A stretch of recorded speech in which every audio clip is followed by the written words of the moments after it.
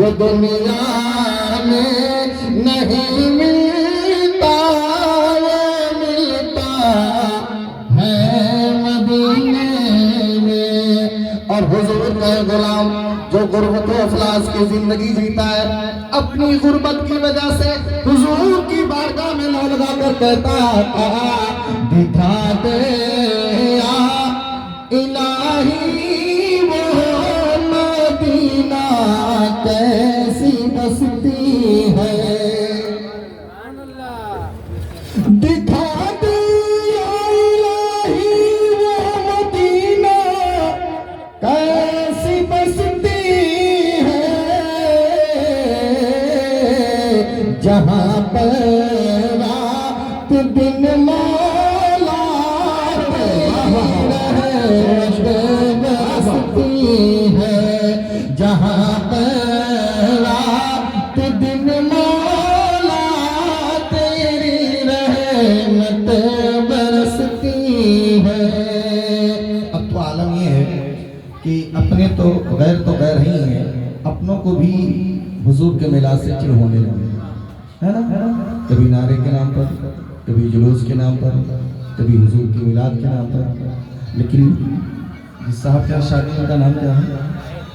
شاہد کی بیٹی کی شادی ہے، محمد شاہد صاحب کی بیٹی کی شادی ہے۔ انہوں نے ثابت کیا ہے کہ لوگ جو بھوگتے ہیں ہمیں اس کی پرواہ نہیں، ہمیں اس کی پرواہ نہیں، چاہے مہاراشٹر کا چاہے کلوا ہو، چاہے دہلی کی ہو کتیا ہو، اور چاہے اس دور کے کچھ سفید لباس میں چھپے ہوئے کچھ حضور کے غداروں۔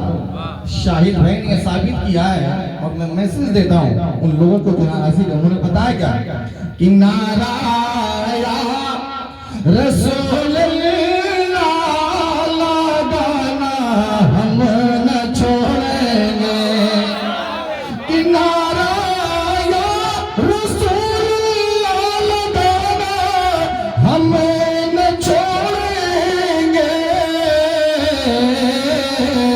اور نبی کے یاد میں جلسے کرانا ہم نہ چھوڑیں گے، نبی کے یاد میں جلسے کرانا ہم نہ چھوڑیں گے۔ محبت کے ساتھ درود شریف پڑھ لیں، صلی اللہ علیہ وسلم۔ السلام علیکم یا رسول اللہ صلی اللہ علیہ وسلم۔ بارک وسلم صلاۃ و سلام علیک یا رسول اللہ صلی اللہ تعالی علیہ وسلم۔ میں کچھ آپ سے بات کرتا ہوں۔ پہلے میرے قبل میرے محترم مولانا عمران صاحب نے چند لمحوں میں بڑی بڑی باتیں کی، اور یہ عوام کے اندر ایک کنفیوژن ہے، اور اس کی کہیں نہ کہیں ذمہ داری ہم عوام کو نہیں دیتے حضرت، یہ ہمارے علماء کی غیر ذمہ داری کی وجہ سے ہے جو آج عوام کنفیوژن میں ہے۔ ٹھیک دیکھیے میرے دوست، یہ زندگی 4 دن کی ہے، اور وہ زندگی کس کام کی جو حضور سے بیگانگی میں گزرے، اس زندگی کا کوئی مطلب نہیں۔ گرچہ زندگی اللہ چاہے ایک لمحے کے لیے عطا کرے، لیکن دعا اللہ سے یہ کیا کرو مولا جتنے بھی پل گزرے مدینے والے مصطفیٰ کی یاد میں گزرے۔ اور ہمیں تو فخر ہونا چاہیے گا، اللہ چاہتا تو میں جانور، اور جانور میں بھی کئی اقسام ہیں، کچھ بھی بنا دیتا ہے، ہمیں اشرف المخلوقات بنا، پھر اتنے پہ بس نہیں کیا اللہ نے، اشرف المخلوقات ہونے کے ساتھ ساتھ میں چاہتا تو کسی بھی نبی کا امتی بنا دیتا نا، لیکن نہیں، اپنے محبوب کا امتی بنایا، اپنے محبوب کا امتی بنایا۔ اور صرف امتی میں بھی کئی لوگ آ گئے، امتی میں بھی کئی لوگ آ گئے، تو رب نے کرم فرمایا کہ ہمیں اہل سنت والجماعت بنایا، ہمیں اہل سنت والجماعت بنایا، اور ہمارے حفاظت کے لیے بریلی کا احمد رضا کا فرمایا۔ سبحان اللہ، کیا بولیں، یہ نصیبی پر ناز کرو جتنا بھی کم ہے، یہ سبق ہمیں بریلی کے احمد رضا نے بتایا، کسی ملا نے نہیں۔ تبھی تو سنی کا بچہ چیخ کر کے کہتا ہے کہ فضل رب اولا چاہیے سبحان اللہ فضل ربی اولا اور کیا چاہیے ارے مل گئے مصطفیٰ اور کیا چاہیے مل گئے مصطفیٰ اور کیا چاہیے بھر کے جھولی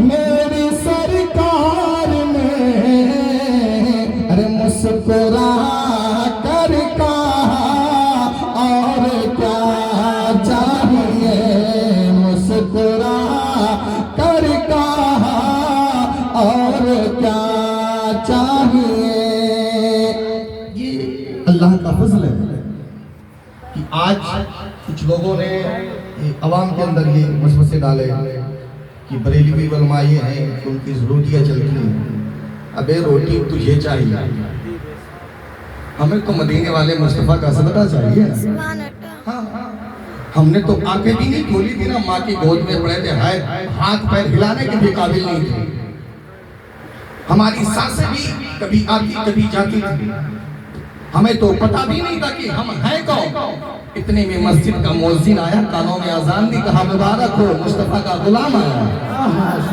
ہمیں تو پتہ بھی نہیں تھا نا یار یہ سبق کسی ملا نے نہیں بریلی کے احمد رضا نے پڑھایا مجھے اور یہ فضل ہے رب کا کہ ہمارے عقیدے کے لیے ایک خان کو چنا اور تمہیں اپنے آپ پر نسبت پر ناز کرنی چاہیے ہم یہ نہیں کہتے آپ انسان بہت سارے لوگ ہیں انسانوں میں اگر تمیز کرنی تو کیسے آپ کریں گے ایک ہی چیز پر تو اللہ نے ہمیں افضل بنایا ہے انسان تو بہت ہے نا یار اب اس میں اپنی پہچان کیسے کرو گے آج کل تو آنے دو ہمارے مقابل میں کوئی آئے گا ہم کیوں مسل کر رکھ دیں گے اتنی تمہاری اوقات نہیں ہے کیونکہ ساری نیچے سے لے کر اوپر تک ساری کی ساری شاخیں ان کی مضبوط ہو چکی ہیں ہمارا عالم یہ ہے کہ کھانا پینا ہگنا اور مر جانا ہم یہی تک صرف محدود ہیں یا شادی کر کے 2-4 بچے پیدا کر رہے ہیں نا انجوائے کر رہے ہیں نا بس سمجھتے ہیں ہماری یہی زندگی ہم نے تو سمجھا ہی نہیں کہ زندگی ہے کیا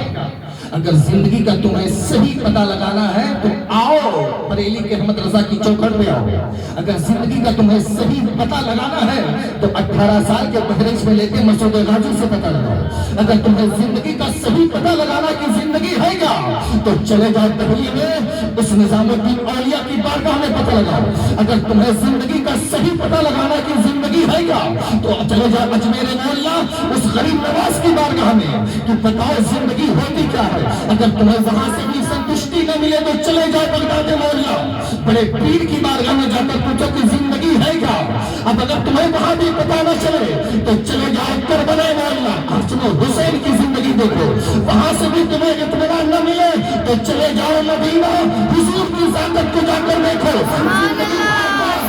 بریلی کے اسی احمد رضا کے پوتے نے غلاموں کو بتا دیا تو نے بریلی گھوما ہے تو نے بہریج گھوما ہے تو نے اجمیر مولا گھوما ہے تو نے دہلی کی گلیوں کو گھوما ہے تو نے کربلا مولا گھوما ہے زندگی تجھے پتا ہے کیا ہے زندگی یہ نہیں ہے کسی کے لیے زندگی ہے نبی کی نبی سے نعرہ تکبیر نعرہ رسالت مسلک اعلی حضرت علماء اہل سنت حضرت علامہ سلیم اختر صاحب قبلہ نعرہ تکبیر نعرہ رسالت زندہ باد زندہ باد یہ زندگی ہماری نہیں ہے ربیع الاول شریف آئے ہم جلوس نکالنے سمجھتے ہم سے بڑا عاشق کوئی نہیں 11ویں آئے ہم مرغا کھا لیں ہم سے بڑا کوئی قادری نہیں حلوہ آ جائے ہم کھا رہے ہیں اللہ کا فضل ہے ساری نعمتیں تو ہمارے یہاں ساری نعمتیں ہمارے یہاں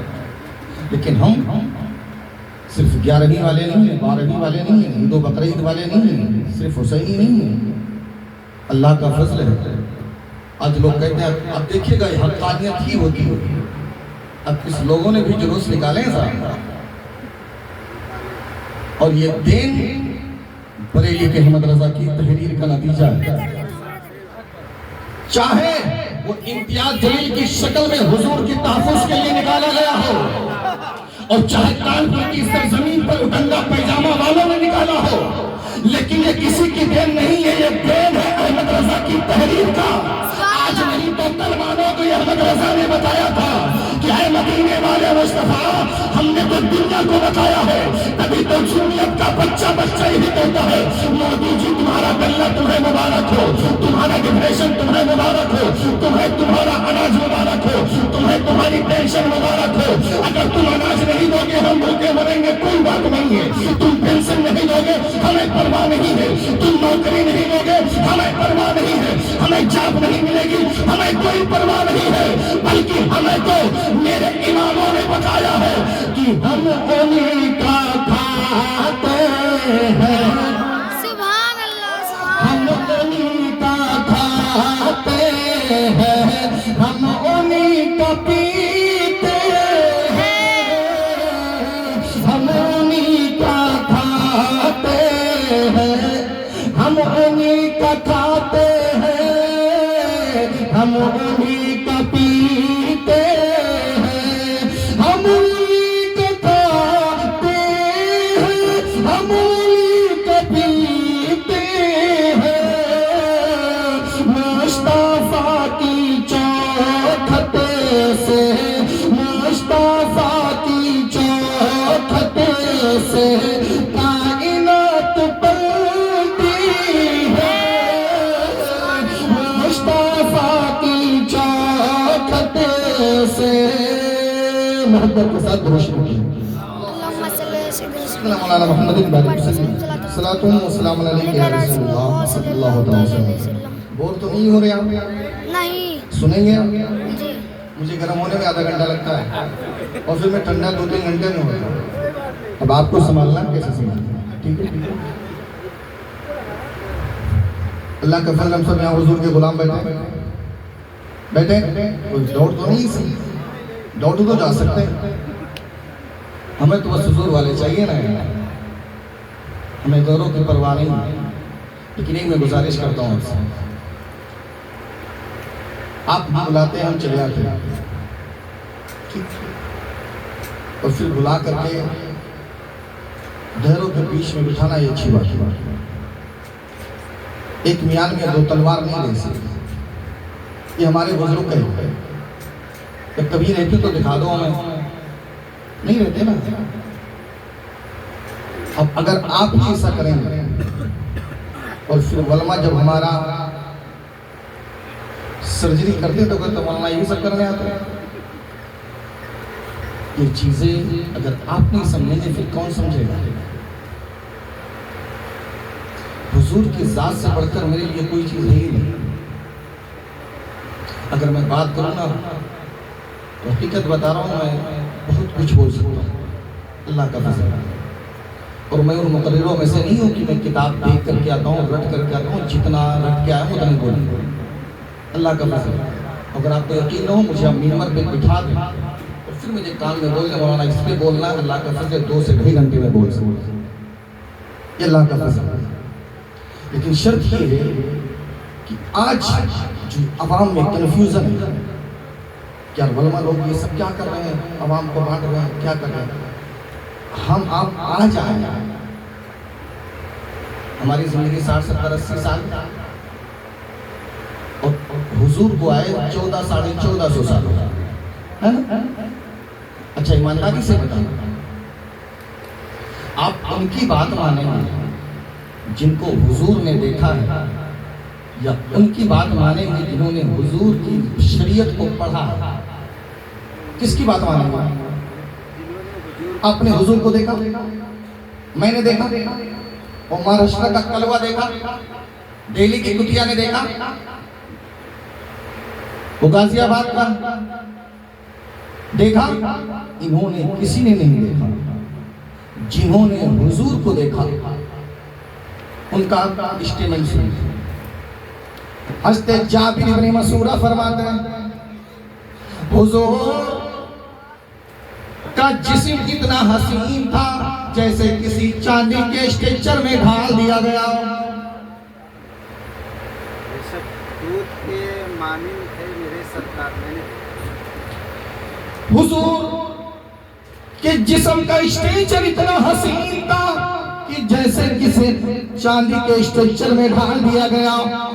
حضرت انس جو سرکار کی بارگاہ میں خدمت کے انجام دیتے تھے فرماتے ہیں میں نے حضور کی بارگاہ میں جو میں نے حضور کو دیکھا ایک رات کو حضور چاندنی میں بیٹھے تھے اور ان کے جسم پر لال دھاری دار چادر پڑی ہوئی تھی.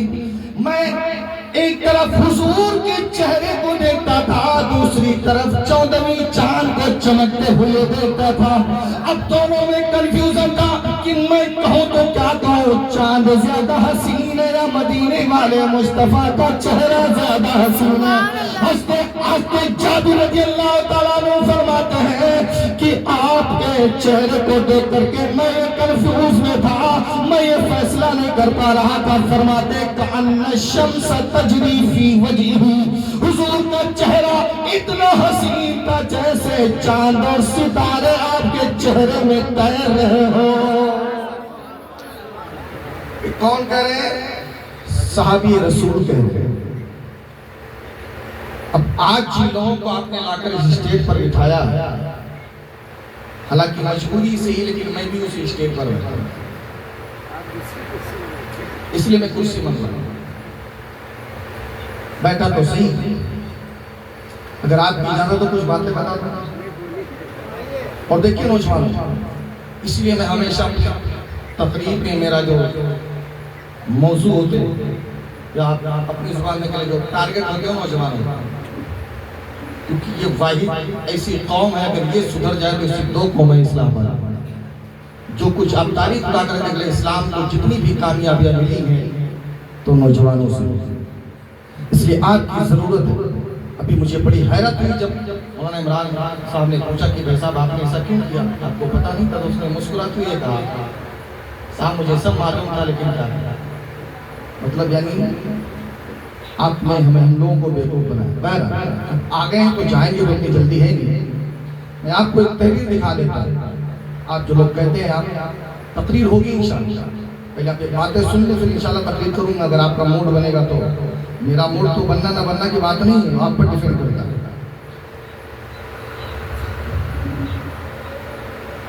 آخر کا ہر وہابی ہر دیوبندی کافر نہیں ہے, سمجھ رہے نا. جس کا عقیدہ حد کفر تک پہنچ گیا ہو وہ کافر, سمجھ رہے نا. اور ایک چیز میں اور بتاؤں, آج ہماری عوام پر بھی وہ فتویٰ لگاتے ہیں. اب دونوں میں حقانیت کا پتہ لگا رہے ہیں. اور جو لوگ سن رہے ہیں بات نوٹ کر لیں, اگر بات میری غلط ہوگی چوراہے پر کھڑا کرو سلیم اختر کو گولی مار دو, کوئی پرواہ نہیں, میں کوئی بات سے خطر نہیں کرتا. اگر بات میں حقانیت ہے تو میں تمہیں گولی نہیں ماروں گا, آؤ میں تمہیں سینے سے لگا دوں گا. بس یہ باؤ احمد رضا کی چوکٹ پر کہو میں مجرم ہوں, آقا مجھے ساتھ میں دو کہ رستے میں ہے جا بجا. ہاں, اور ہم کچھ نہیں کریں گے, بس اتنی سی ماننا. 4 علماء دیوبند ایسے ہیں جن کے اوپر کفر کا فتویٰ لگا, جس میں 33 علماء حرمین شریفین نے ان پر کفر کا فتویٰ لگایا. یہ تو صرف احمد رضا کو لے کر ڈھو رہے ہیں. علماء حرمین شریفین کے 33 علماء جنہوں نے ان کے اوپر کفر کا فتویٰ لگایا, اور پورے انڈو پاک یورپ و ایشیا ملا کر کے 265 عالم دین نے ان پر کفر کا فتویٰ لگایا. وہ 4 باتیں ان 4 مولانا کے گلے سن لی, باقی کی کتابیں پوری غلط سے پڑھی. آج ایمانداری سے بتانا, آج سے 40-50 سال پہلے آپ کے دادا سنی تھے, آپ کے ابا آپ کے پردادا لکردادا سنی تھے. ایمانداری سے بتانا, کوئی پنڈت, کوئی ہندو, کوئی سکھ, کوئی عیسائی کس نے نبی کے شان میں گستاخی کی؟ ابھی کچھ دن پہلے جب نرسمہا نند کو جب پھانسی کی بات کی گئی, اس کے بعد میں نپل شرما کو جب پھانسی کی مانگ کی گئی تو نپل شرما ہی نے اسٹیٹمنٹ دیا تھا دے کے لیے ٹھیک ہے آپ مجھے پھانسی دیں. اس سے پہلے آپ ذاکر نائک کو لیں, اس سے پہلے تسلیمہ نسرین کو لیں, اس سے پہلے وہ سارے دیوبندی مولوی کو لیں جن کی کتابیں اس غلاظت سے بھری پڑی ہوئی. آج دیں گے ان کی بدولت ہے جو آج یہ کتے بھونک رہے ہیں. اگر تم نے نبی کی شان میں گستاخیاں نہ کی ہوتی تو آج کسی کے اندر اتنی طاقت نہیں تھی. آج وہ ہمارا آپ کا پلان ہے جو مسجد مدرسہ اور خانقاہوں کو لے کر پھر رہے ہیں. یہ حکومت کی چال ہے. تمہارے نہ جانے کتنے علماء کو انہوں نے خرید رکھا ہے اور رکھنے کے بعد میں انہی کی دیوبندیوں کی کتابوں پر اس پہ تحقیق ہوتی ہے, ریسرچ ہوتی ہے, پھر ان کی باتوں کو پکڑ کر کے وہ سامنے پیش کرتا ہے. اور یہی وجہ نہیں تھی. اسی طریقے سے بڑے سائنٹسٹ, بڑے سے بڑے محقق, بڑے سے بڑے ریفارمر, یہ ہماری آپ کی تحقیقیں ہیں جو گھر تک محدود رہتی ہیں. 2003 کے اندر جب اسی وائٹ ہاؤس کے اندر, امریکہ کے وائٹ ہاؤس میں جب ایک بہت بڑا سنیمار ہوا تھا تو اس سنیمار میں بڑے بڑے لوگ آئے تھے. اپنے اپنے ملک کا سب سے بڑا دانشور نے جا کر کے اس میں جب شرکت لی تھی اور سب اپنے اپنے ملک کی بہتری اور ترقی کی باتیں کر رہے تھے, تو اسی بنیاد پر تمام لوگوں نے جا کر کے اپنی اپنی تحقیق رکھی. کسی کا ملک پستی کی طرف جا رہا ہے, کسی کا ملک بلندی کی طرف جا رہا ہے. اور جب چائنا کا ایک سب سے بڑا محقق جب کھڑا ہوتا ہے اور اس نے کہتا ہے کہ میرا ملک جو آج ترقی پر جا رہا ہے یہ کسی کی بنیاد پر نہیں ہے بلکہ مدینے والے مصطفیٰ کی شریعت پر عمل کرنے کی بنیاد پر ہے. یعنی آج چائنا کا سب سے بڑا سائنٹسٹ نے یہ بتا دیا ہے کہ اگر تم ترقی چاہتے ہو تو دنیا میں اگر کامیابی چاہتے ہو تو تمہیں کسی کا سہارا لینا پڑے یا نہ پڑے, اس کی بات اور ہے. اگر چاہتے ہو ترقی ملے تو مدینے والے مصطفیٰ کے دامن میں آ جاؤ. اللہ تمہیں یہاں بھی کامیاب کرے گا, جہاں دولت عطا کرے گا, مرنے کے بعد مصطفیٰ کے صدقے میں جنت وہاں عطا کر دے گا. جب اس سائنٹسٹ نے اپنی تحقیق رکھی تو اسلامی اسکالر کھڑا ہوا, کہا صاحب بتاؤ تو صحیح, آج سارے ملکوں کی اکنومی گرتی جا رہی, تمہاری بڑھتی جا رہی, وجہ کیا ہے؟ تو اس نے کہا اگر یہ سوال اگر کوئی عیسائی کیا ہوتا مجھے تکلیف نہیں ہوتی, یہ سوال اگر کوئی یہودی کیا ہوتا تکلیف نہیں ہوتی, یہی سوال اگر کوئی بدھزم کیا ہوتا تکلیف نہیں ہوتی, یہی سوال اگر کسی ہندوازم کا کوئی گیانی کیا ہوتا تکلیف نہیں ہوتی. تو مسلمان ہو کر کے ہم سے سوال کر رہا ہے کہ ترقی کیسے پوچھی؟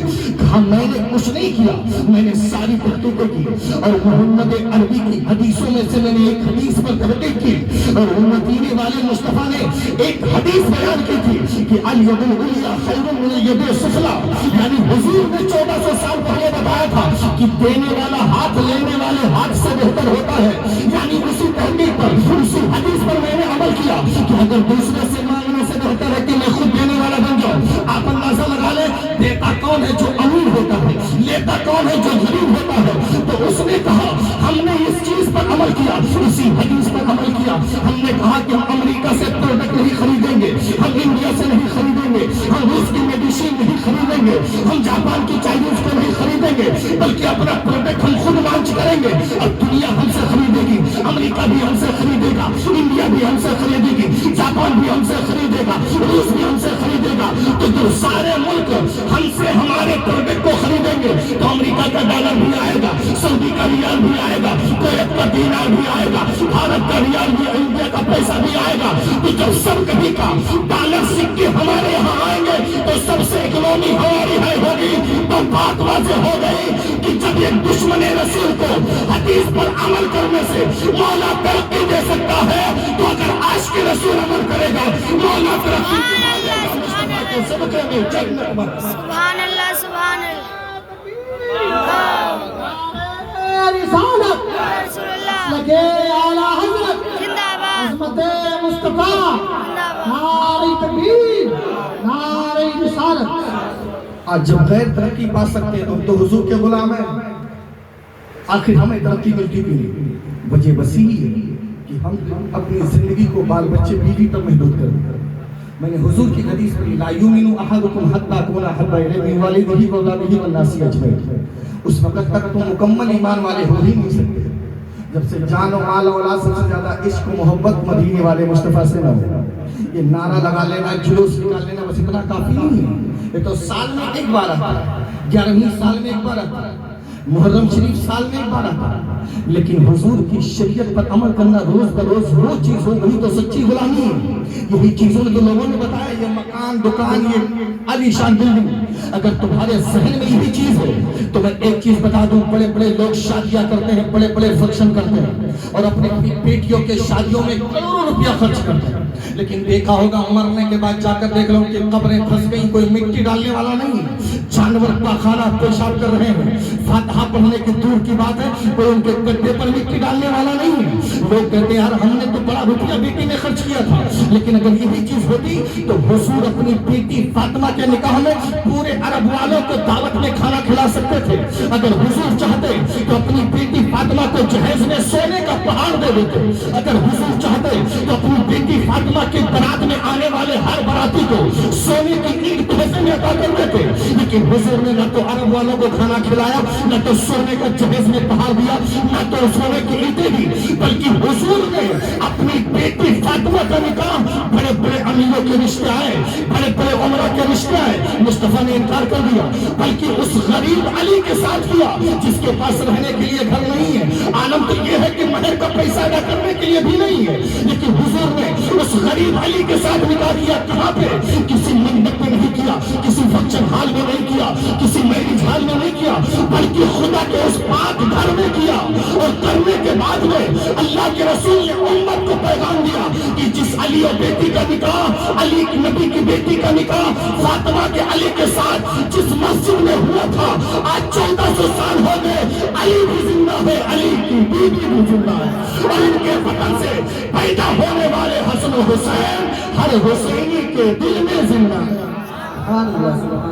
امیر لوگ مر کر چلے گئے، کوئی مٹی ڈالنے والا نہیں ہے۔ اگر آپ یہ کہو کہ دولت سے زندگی ملتی ہے تو میں تو سمجھتا ہوں کہ مکیش امبانی کی بیوی کو کبھی تو بڑھاپا نہیں آئے گا، جو 100 کروڑ روپے کی گاڑی میں چلتی ہے، 500 کروڑ کے بنگلے میں رہتی ہے، لاکھوں مزدور اس کے نیچے کام کرتے ہیں، اس کو تو کبھی بال بھی سفید نہیں ہونا چاہیے، اسے تو بخار بھی نہیں آنا چاہیے، لیکن نہیں، ایک دن وہ بھی بوڑھی ہو جائے گی، ایک دن اسے بھی موت آئے گی، ایک دن اسے بھی جلایا جائے گا، اپنے انجام کو پہنچے گی، لیکن ہاں اتنا ضرور ہے، مال و دولت تمہیں زندگی سے نہیں بچا سکتی ہے، لیکن اگر زندگی چاہتے ہو تو تمہیں مال و دولت کی بوجھ دھو کر مار دو، بلکہ اگر زندگی چاہتے ہو تو زندگی مال و دولت سے نہیں ملتی ہے، یہ طریقہ صحابہ نے بتایا ہے، زندگی مصطفیٰ کی غلامی میں ملتی ہے، اور اگر مصطفیٰ کی غلامی اگر تمہیں مل جائے، طوفان کا پوش ہو کر کے مر کر چلا جائے گا، دنیا تیرے جانے کے بعد تیرا نام قیامت تک باقی ہو، جاری رہے گا، لوگ تیرا نام لیتے رہیں گے۔